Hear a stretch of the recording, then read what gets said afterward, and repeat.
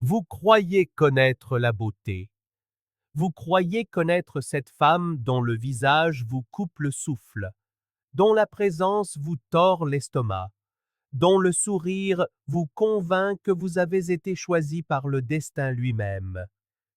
Mais laissez-moi vous dire une chose que vous n'êtes pas prêt à entendre. Les éléments mêmes qui la rendent magnétique sont souvent ceux qui la rendent instable. Ce n'est pas une insulte, ce n'est pas de l'amertume, c'est la réalité psychologique que tout homme ayant vécu assez longtemps finit par apprendre à ses dépens. Et si vous n'avez jamais été brûlé par la beauté, vous le serez. Car la beauté sans équilibre intérieur est comme un feu dans les mains d'un enfant, captivante, mais vouée à détruire. Eric Fromm a écrit: La tâche n'est pas tant de voir ce que personne d'autre ne voit, mais de penser ce que personne d'autre n'a pensé à propos de ce que tout le monde voit. Chaque homme voit sa beauté. Chaque homme ressent son attraction. Mais ce à quoi il ne pense pas, ce qu'il refuse de voir, c'est que cette beauté a été transformée en arme, pas nécessairement par elle de manière consciente, mais par le monde qui l'a élevée. Fromm a compris quelque chose que la plupart des hommes ignorent. Lorsque la société récompense une femme uniquement pour son apparence, elle la prive de la nécessité de développer les piliers profonds de l'être. L'humilité, la résilience, l'empathie, la vérité. Elle devient un reflet, non une personne. Une performance, non une présence. Et lorsque la valeur d'une personne est liée à sa performance, sa santé mentale est enchaînée à l'approbation de la foule. Vous, en tant qu'homme, devez comprendre qu'il ne s'agit pas de haïr les belles femmes. Il s'agit de voir la mécanique qui se cache derrière elles. Fromm nous a prévenus. Si je suis ce que j'ai, et si ce que j'ai est perdu, qui suis-je alors? On apprend à la femme séduisante, souvent dès l'enfance, que ce qu'elle possède, c'est sa beauté. On le lui dit par des regards subtils, des j'aime sur les réseaux sociaux, par l'adoration d'inconnus, que c'est là sa monnaie d'échange. Mais voici la tragédie. La beauté est périssable. Elle se dégrade sous le poids du temps, des grossesses, de la maladie, ou même de l'arrivée de visages plus jeunes. Et parce qu'on l'a entraînée à investir toute sa valeur dans ce qu'elle a, plutôt que dans ce qu'elle est, la perte de la beauté devient la perte de soi. C'est la fissure dans les fondations où l'instabilité mentale s'insinue. Vous l'avez déjà vu. La femme qui perd pied lorsqu'elle n'est plus le centre de l'attention, qui fulmine lorsqu'elle se sent éclipsée, qui fabrique des crises juste pour recapturer l'attention qui lui glisse entre les doigts. Ce n'est pas une coïncidence, c'est la conséquence logique d'un soi construit sur la validation externe. Fromm a décrit cela comme l'orientation marketing, où un être humain se traite comme un produit à vendre, ajustant constamment son emballage pour rester désirable. La femme séduisante vit dans ce piège. Et voici le danger pour vous. Si vous aimez un produit, vous ne pourrez jamais vraiment aimer une personne. Vous courez toujours après sa dernière version, et elle courra toujours après l'approbation qui lui confirme son existence. Messieurs, vous devez entendre ceci sans broncher. Lorsque vous rencontrez une belle femme, vous ne la rencontrez pas elle. Vous rencontrez son armure, ses cheveux, son maquillage, son personnage en ligne soigneusement élaboré, son rire séducteur. Ce sont des défenses autant que des invitations. Fromm a compris que pour avoir la foi, il faut du courage, la capacité de prendre un risque, la volonté d'accepter même la douleur et la déception. Mais lorsque la beauté l'a protégée du rejet toute sa vie, elle n'a jamais été forcée de construire ce courage. Et sans lui, elle est vulnérable, non pas aux autres, mais à elle-même. C'est pourquoi tant de femmes séduisantes semblent mentalement instables. Non pas parce que la beauté les rend mauvaises, mais parce que la beauté les isole des luttes mêmes qui forgent la stabilité. Réfléchissez-y. À quand remonte la dernière fois où elle a dû se battre pour obtenir de la gentillesse? La dernière fois où elle a dû gagner la confiance sans son apparence? La dernière fois où sa valeur a été déterminée par ses actions plutôt que par son image? Si la réponse est jamais, vous avez affaire à une personne dont les muscles émotionnels se sont atrophiés. Et lorsque la vie la mettra inévitablement à l'épreuve, lorsque la beauté ne suffira plus, elle n'aura pas la force d'endurer sans se briser.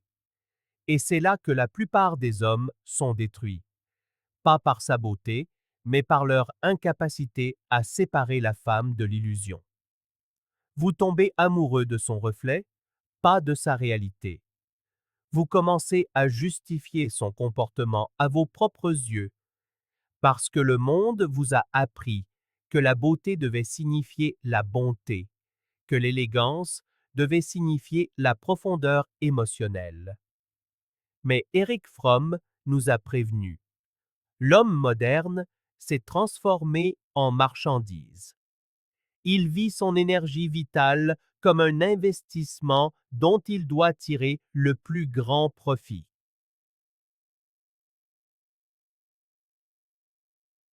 La femme séduisante, dans une société qui récompense son visage avant son esprit, est conditionnée à voir même ses relations comme des transactions. Elle ne vous aime pas pour qui vous êtes. Elle aime ce que le fait d'être avec vous dit d'elle, et ce que vous pouvez lui donner pour maintenir l'image qu'elle vend au monde. Cela ne veut pas dire qu'elle est une manipulatrice consciente. Dans de nombreux cas, c'est pire. Elle ne sait même pas qu'elle le fait. Fromm a expliqué qu'être conscient de soi est la chose la plus fondamentale que l'on puisse faire pour sa propre croissance. Mais la conscience exige la lutte, et la beauté la protège de cette lutte.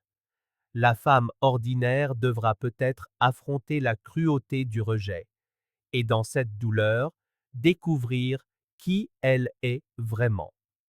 La femme séduisante, elle apprend plutôt à amplifier ses avantages et à faire taire tout ce qui les remet en question. Et c'est là que réside la tragédie. Plus elle évite la réalité, moins elle est équipée pour y vivre. Vous avez vu le schéma: la crise pour un commentaire anodin, la comparaison obsessionnelle avec d'autres femmes, l'incapacité à se réjouir du succès d'une amie sans se sentir diminuée. Ce n'est pas un hasard, c'est l'érosion psychologique inévitable d'une vie bâtie sur un sol fragile. Fromm a écrit: l'amour de soi n'est pas tant un sentiment que l'on a pour soi-même qu'une condition d'enracinement en soi. Mais lorsque les racines n'ont jamais atteint plus profond que le miroir, le moindre vent arrachera l'arbre du sol. La beauté sans croissance intérieure ne rend pas une femme plus forte, elle la rend plus dépendante d'un flux constant de validation, plus désespérée de l'obtenir, plus frénétique lorsqu'il disparaît. Messieurs, comprenez ceci. Lorsque vous construisez votre vie autour d'une telle femme, vous n'aimez pas une partenaire, vous gérez une addiction. Elle est dépendante de l'approbation et vous deviendrez son dealer. Vous passerez vos journées à essayer d'anticiper ses humeurs, de rassurer ses insécurités et de nourrir sa faim d'attention. Et voici la partie la plus cruelle. Peu importe ce que vous donnerez, ce ne sera jamais assez. Fromm a averti que l'avidité est un gouffre sans fond qui épuise la personne dans un effort sans fin pour satisfaire le besoin sans jamais atteindre la satisfaction. Amour. Ce gouffre sans fond peut être dissimulé derrière un maquillage parfait, un sourire angélique et un rire qui vous fait oublier le monde. Mais le gouffre demeure. C'est pourquoi tant d'hommes se sentent vidés après un an, voire un mois, avec un certain type de femme séduisante. Ce n'est pas qu'elle est mauvaise, c'est que vous avez été enrôlé pour maintenir sa survie psychologique. Une survie qui dépend de la seule chose que vous ne pouvez pas lui donner, un sentiment d'elle-même. Et parce qu'elle ne peut pas se soutenir seule, vous vous briserez sous le poids de la soutenir elle aussi. C'est la partie que personne ne vous raconte, la partie que vous ne comprenez que lorsque vous l'avez vécue, lorsque vous vous êtes vu devenir plus petit, plus silencieux, plus prudent, juste pour éviter de déclencher la prochaine tempête. Vous pensez peut-être, mais elle était si douce au début. Bien sûr qu'elle l'était. Fromm a compris que le début des relations est souvent alimenté par le fantasme, pas par la vérité. Le danger, hier comme aujourd'hui, réside dans le fait que la nature de l'homme, bien que façonnée par l'histoire, n'a pas été changée par elle. Les premiers jours sont le masque, la performance. Et lorsque la performance s'arrête, vous rencontrez l'instabilité sous-jacente, l'anxiété de quelqu'un à qui on a appris à n'exister que lorsqu'elle est désirée. Et cette instabilité, mon ami, deviendra le système météorologique de votre vie.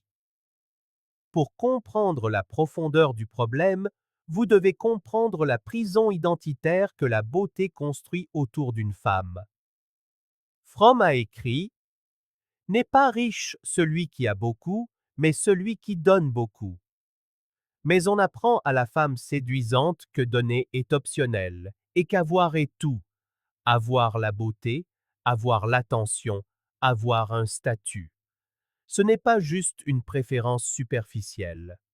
Cela devient sa définition d'elle-même.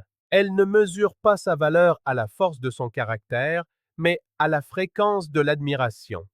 Et lorsque l'admiration s'estompe, comme c'est inévitable, son esprit commence à se fracturer sous la pression de l'invisibilité.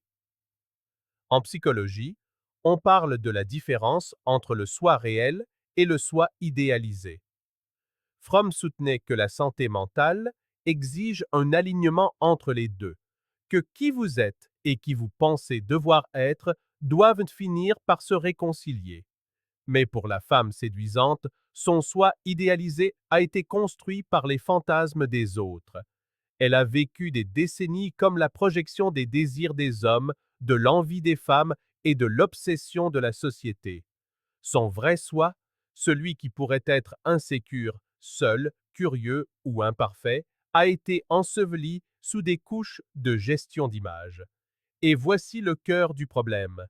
Plus le fossé entre le réel et l'idéal est grand, plus grande est l'instabilité. Messieurs, lorsque vous interagissez avec une telle femme, vous n'êtes pas en contact avec son soi authentique. Vous êtes en contact avec une campagne de relations publiques qui dure depuis si longtemps que même elle ne peut plus faire la différence. Fromm nous a prévenus. Le besoin le plus profond de l'homme est de surmonter sa séparation, de quitter la prison de sa solitude. Mais la beauté, ironiquement, peut rendre une femme plus seule. Elle est entourée d'attention, mais affamée d'intimité. Les gens désirent son corps, mais engagent rarement son esprit. Les gens l'approchent avec flatterie, mais rarement avec vérité. Et ainsi, elle reste piégée, toujours visible, mais jamais vraiment vue. C'est pourquoi, lorsqu'un homme arrive enfin et lui offre de l'authenticité, elle ne sait souvent pas quoi en faire. Elle peut interpréter l'honnêteté comme de la cruauté, les limites comme un rejet, et la stabilité émotionnelle comme de l'ennui. Fromm a compris que l'amour est un acte de foi et que celui qui a peu de foi a aussi peu d'amour. Si sa foi a été entièrement placée dans son apparence, alors l'amour devient aussi une performance, conditionnelle, agitée, transactionnelle. Vous pouvez lui donner tout ce que vous avez, elle se sentira toujours en insécurité, car ce qu'elle craint vraiment, c'est le jour où sa beauté ne fonctionnera plus comme monnaie d'échange. Et voici l'avertissement que vous devez vous graver dans l'esprit. L'instabilité chez une belle femme n'apparaît souvent pas comme du chaos au début. Elle se manifeste comme du charme, de la passion, une urgence magnétique qui vous donne l'impression de vivre dans un film. Ce n'est que plus tard, une fois que vous êtes investi, que vous remarquez la volatilité, la paranoïa, les sautes d'humeur qui semblent follement disproportionnées par rapport à la situation. Fromm a écrit: Il n'y a guère d'activités, d'entreprises, commencées avec de si formidables espoirs et attentes, et qui, pourtant, échouent aussi régulièrement que l'amour. Et l'amour échoue ici non pas parce que vous n'avez pas essayé assez fort, mais parce que vous étiez amoureux d'un masque qui ne pouvait survivre à la réalité. Chaque homme qui écoute doit comprendre. Ce n'est pas votre travail de sauver une femme de l'instabilité que sa beauté a incubée. Vous pouvez offrir la gentillesse, vous pouvez offrir la vérité, mais vous ne pouvez pas défaire des décennies de conditionnement qui lui ont appris quel est son reflet. Vous ne pouvez que décider si vous serez consumé par cela ou si vous partirez avant que cela ne vous engloutisse. Et si vous restez, sachez ceci, vous n'êtes pas son partenaire, vous êtes son miroir. Et le jour où vous ne parviendrez pas à refléter l'image qu'elle a besoin de voir, c'est le jour où elle se retournera contre vous. Au moment où la plupart des hommes réalisent qu'ils sont allés trop loin, ils ont déjà restructuré toute leur vie pour la maintenir stable. Ils ont cessé d'appeler de vieux amis parce qu'elles se sentent menacées par eux. Ils ont évité les événements sociaux parce qu'elles craignent la compétition. Ils ont même commencé à se censurer, filtrant chaque mot, chaque regard, chaque réponse à un message pour s'assurer que cela ne déclenchera pas la suspicion ou la jalousie. Vous pourriez appeler cela de l'amour. J'appelle cela une mort lente. Erich Fromm a prévenu. Le danger du passé était que les hommes deviennent des esclaves. Le danger du futur est que les hommes deviennent des robots. Lorsque vous vivez sous la pression constante de gérer l'ego fragile d'une autre personne, vous cessez d'être un homme et vous commencez à être une machine, programmée pour administrer une sédation émotionnelle à la demande. Voici ce qui rend ce piège si mortel. Elle ne veut pas toujours la paix. La paix signifie l'immobilité, et l'immobilité, la force à sentir le vide sous sa beauté. Alors elle fabrique des frictions. Elle vous provoque dans des disputes, teste vos limites, crée des drames là où il n'y en avait pas. Ce n'est pas qu'elle soit intrinsèquement malveillante, c'est que le chaos lui donne un sentiment de vie, une distraction du vide. Fromm a écrit: La quête de certitude bloque la recherche de sens. L'incertitude est la condition même qui pousse l'homme à déployer ses pouvoirs. Mais dans son cas, l'incertitude n'est pas accueillie pour la croissance. Elle est utilisée comme une arme pour le contrôle. L'instabilité devient un moyen de vous maintenir en orbite autour d'elle, de prouver constamment votre dévotion. Et c'est là que votre masculinité est le plus en danger. Non pas parce que vous serez crié dessus ou insulté, bien que cela arrivera, mais parce que vous commencerez à accepter l'inacceptable.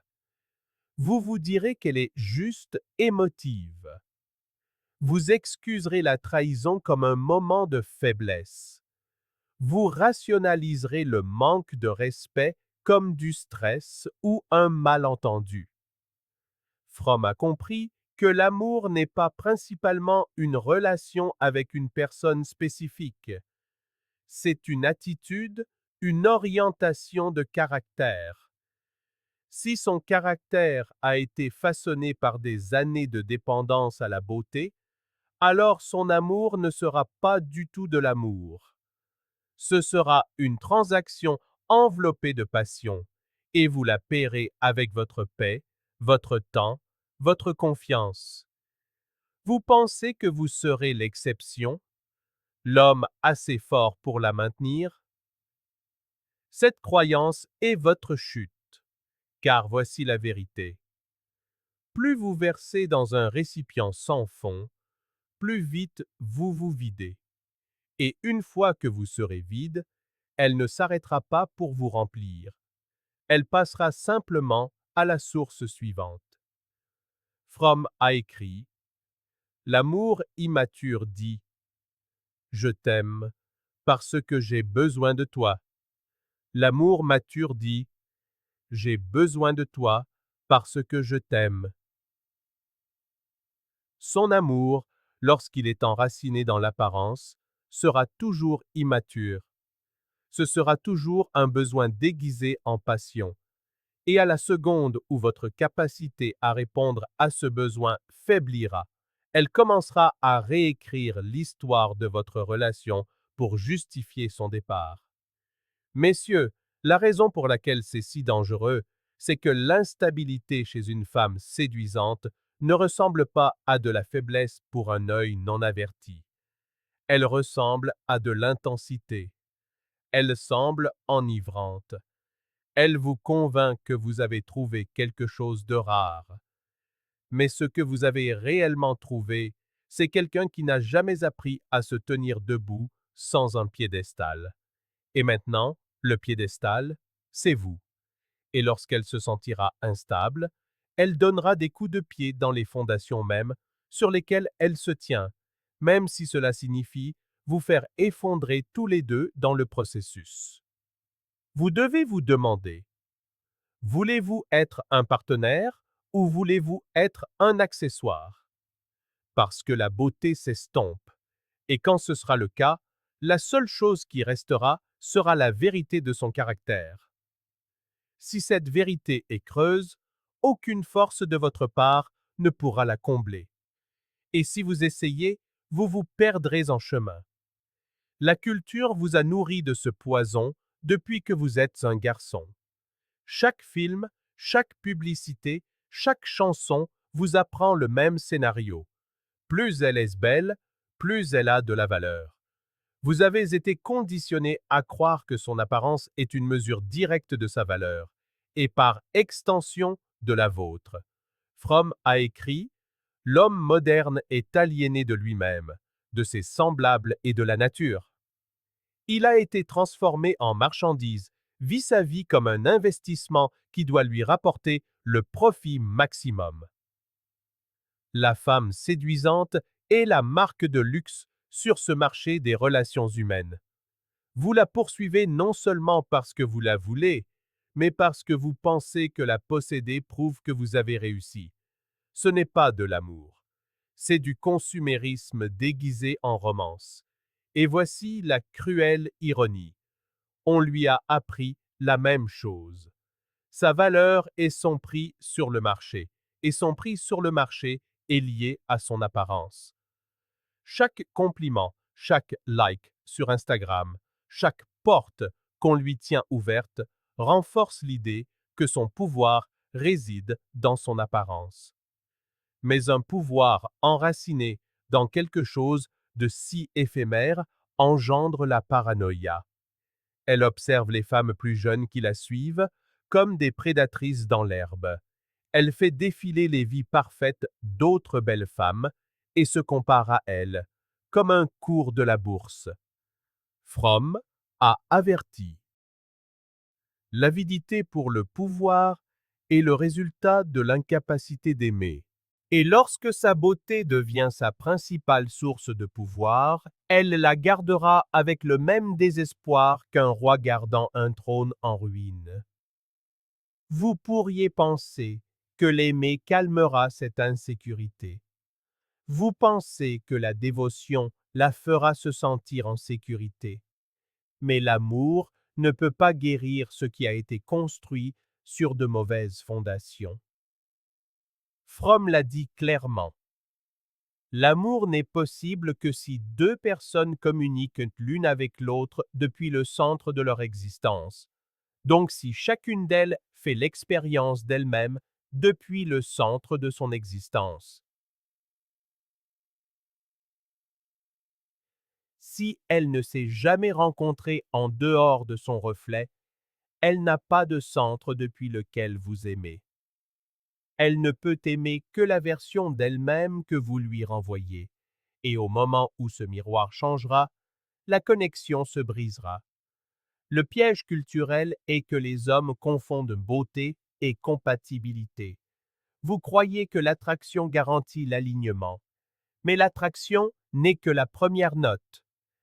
La chanson peut toujours être le chaos. C'est pourquoi des hommes qui ont le choix finissent quand même malheureux. Ils confondent l'euphorie de gagner son attention avec la sécurité d'avoir une partenaire. Et au moment où ils réalisent qu'elle n'a jamais été vraiment avec eux, mais seulement avec l'image qu'ils représentent, ils sont déjà liés financièrement, émotionnellement, peut-être même légalement, à l'instabilité qu'elle porte en elle. Fromm nous a rappelé, mourir est poignant et amer, mais l'idée de devoir mourir sans avoir vécu est insupportable. Et vivre dans un contrôle constant des dommages psychologiques pour garder une partenaire séduisante, ce n'est pas vivre. C'est exister dans une cage dorée. Alors pourquoi les hommes continuent-ils de tomber dans le même piège? Parce que la culture vous a entraîné à ignorer les signaux d'alarme si l'emballage est assez beau. Vous excusez l'arrogance parce que son visage vous distrait. Vous excusez le chaos émotionnel parce que son corps vous enivre. Vous vous dites qu'elle a juste besoin de compréhension, alors que ce dont elle a vraiment besoin, c'est du type de travail intérieur qu'aucun homme ne peut faire pour elle. Et voici la vérité sans farde. Plus vous restez, plus vous vous habituez à accepter le dysfonctionnement comme normal. Et c'est ainsi, mon ami, que les hommes forts deviennent faibles. Non pas par un seul événement catastrophique, mais par une lente érosion, une limite à la fois, une concession à la fois, une vérité ravalée à la fois. Vous cessez de mener votre vie et commencez à gérer la sienne. Vous cessez de vous tenir droit et commencez à vous plier juste pour éviter la prochaine tempête. Et au moment où vous vous réveillez, vous réalisez que l'homme que vous étiez, l'homme qui l'avait attiré au départ, a été étouffé sous le poids de la maintenir à flot. Messieurs, si vous voulez vraiment vous libérer de ce cycle, vous devez affronter la partie de vous-même qui continue d'y entrer. La vérité est que beaucoup d'entre vous poursuivent une beauté instable, non pas parce que vous êtes aveugles, mais parce que cela nourrit quelque chose de sombre en vous, le besoin de vous prouver quelque chose. Erich Fromm a écrit: L'amour immature dit « Je t'aime parce que j'ai besoin de toi ». L'amour mature dit « J'ai besoin de toi parce que je t'aime ». Mais lorsque vous poursuivez la plus belle femme de la pièce, il est rarement question d'amour mature. Il s'agit de remporter un trophée pour faire taire cette peur de ne pas être à la hauteur. Elle devient votre validation, la preuve aux yeux du monde que vous avez réussi. Et lorsque votre valeur dépend de sa présence, Vous êtes prêt à tolérer presque n'importe quoi pour la garder. Voilà pourquoi vous excusez les drames.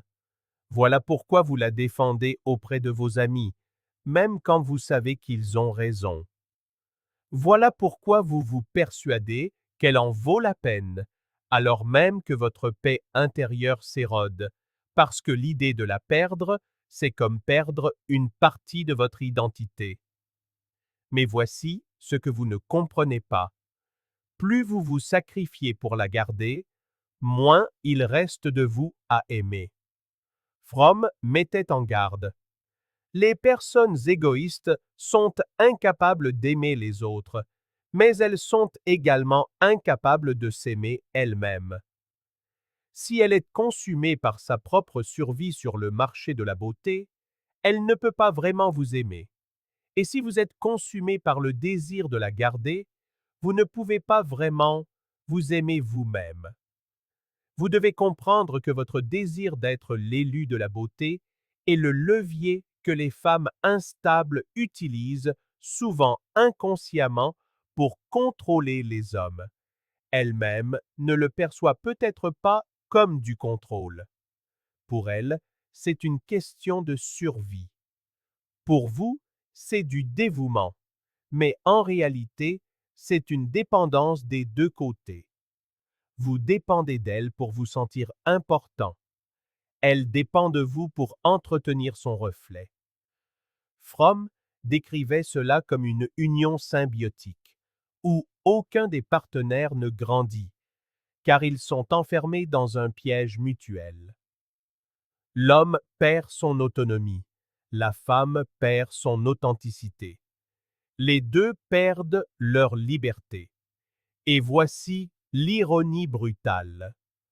Beaucoup d'hommes pensent la protéger alors qu'en vérité, ils ne font qu'entretenir son déclin, en la rassurant constamment, en la sauvant sans cesse, en la protégeant des conséquences de son instabilité. Vous la privez de la chance de développer la résilience et la connaissance de soi qui pourraient, elle, la rendre véritablement stable. Fromm a écrit: Aimer quelqu'un, ce n'est pas seulement un sentiment intense, c'est une décision, c'est un jugement, c'est une promesse. Si elle ne peut pas prendre cette décision sans le miroir de sa beauté, alors ce que vous vivez n'est pas de l'amour, c'est de la dépendance affective, déguisée en romance. L'issue n'est pas de la réparer, elle. L'issue est de réparer la partie de vous qui pense avoir besoin d'elle pour être complet. Tant que vous ne le ferez pas, vous continuerez de confondre la beauté avec la valeur et le chaos avec la passion. Vous continuerez d'appeler l'instabilité un mystère et la volatilité une profondeur, et vous continuerez d'offrir votre vie à un feu qui n'a jamais été destiné à vous réchauffer, mais seulement à vous consumer. Fromm croyait que la capacité d'être seul est la condition préalable à la capacité d'aimer. Si vous ne supportez pas d'être seul, vous poursuivrez toujours la femme qui vous empêche de vous affronter vous-même. Et si elle ne supporte pas d'être seule, elle s'accrochera toujours à l'homme qui lui sert de béquille. Ce n'est pas un partenariat, c'est un emprisonnement mutuel. Alors, à mes frères qui m'écoutent, voici la question que vous devez vous poser. Voulez-vous être un homme libre ou un prisonnier richement décoré? Car le choix que vous ferez déterminera si vous passez votre vie à bâtir un royaume ou à garder une cage. Aimez, partagez, abonnez-vous.